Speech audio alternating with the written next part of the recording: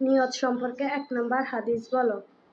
উমর রাদিয়াল্লাহু তাআলা আনহু হতে বর্ণিত, তিনি বলেন, রাসূল সাল্লাল্লাহু আলাইহি সাল্লাম বলেছেন, ইন্নামাল আমালু বিন্নিয়াত, অর্থ সমস্ত কাজের ফলাফল নিয়তের উপর নির্ভরশীল।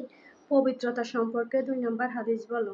আব্দুল্লাহ ইবনু উমর রাদিয়াল্লাহু তাআলা আনহু হতে বর্ণিত, তিনি বলেন, রাসূল সাল্লাল্লাহু আলাইহি সাল্লাম বলেছেন, লা তুকবালু সালাতু বিগাইরি তুহুরিন ওয়া লা সাদাকাতুন মিন গুলুল, অর্থ পাক পবিত্র ছাড়া সালাত এবং হারাম ধন সম্পদের দান করা কবুল হয় না। সালাত সম্পর্কে ১ নম্বর হাদিস বলো।